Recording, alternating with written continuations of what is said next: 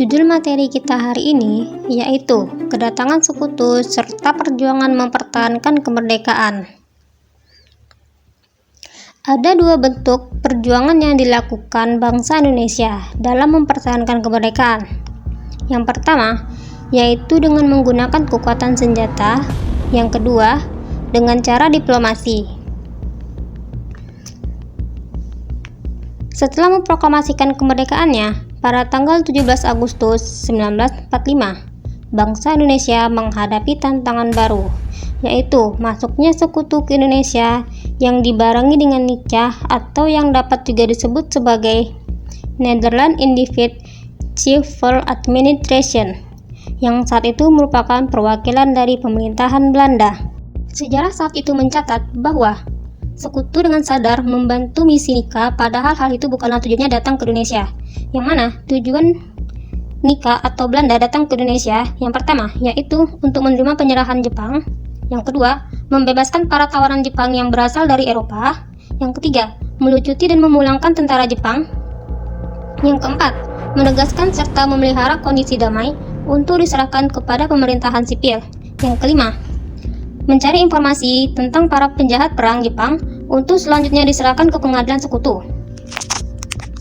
Karena itulah, kedatangan tentara sekutu awalnya diterima dengan baik oleh rakyat Indonesia. Netherlands Independent Civil Administration atau yang disebut dengan nikah, yang saat itu merupakan perwakilan Belanda, memasuki Indonesia.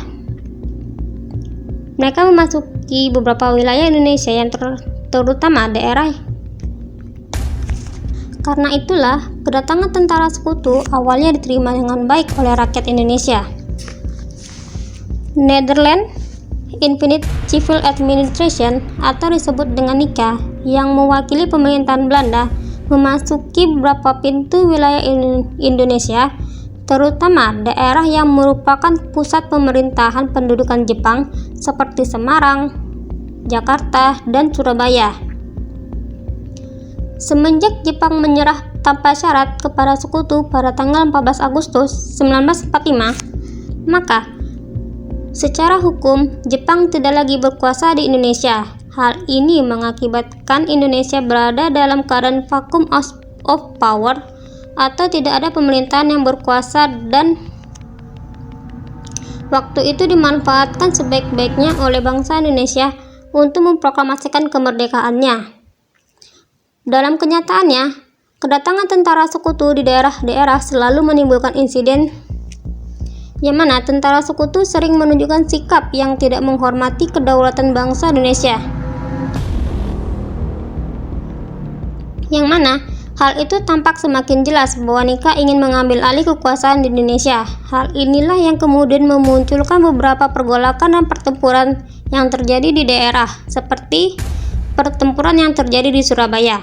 Pertempuran Surabaya merupakan peristiwa sejarah perang antara pihak tentara Indonesia dan pasukan sekutu, yang mana tentara sekutu mendarat di Surabaya pada 25 Oktober 1945 di bawah pimpinan Brigjen Malabi. Diawali dengan insiden yang terjadi di Hotel Yamato, Surabaya pada tanggal 19 September 1945, yang mana salah seorang tentara Belanda menurunkan bendera merah putih lalu menggantinya dengan bendera Belanda. Hal ini menimbulkan kemarahan rakyat Surabaya, yang kemudian rakyat Surabaya menurunkan kembali bendera Belanda dan merobek warna biru agar kembali menjadi warna bendera Indonesia, yaitu bendera merah putih.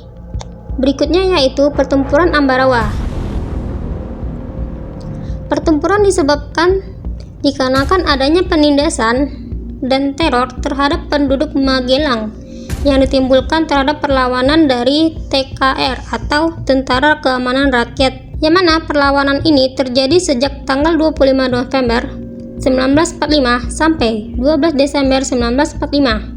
Akhir dari Perang Ambarawa yaitu pasukan sekutu dan nikah yang terdesak pada tanggal 15 Desember 1945 akhirnya meninggalkan daerah Ambarawa dan menandai berakhirnya pertempuran Ambarawa. Untuk mengenang peristiwa ini setiap tanggal 15 Desember yang diperingati sebagai Hari Infanteri.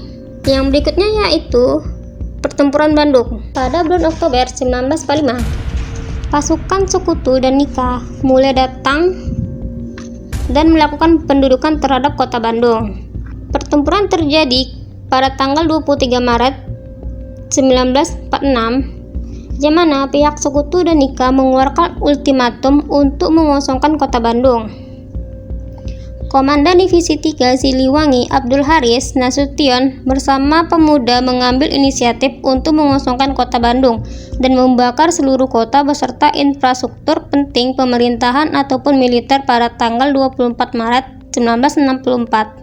Pada tanggal 24 Maret 1946,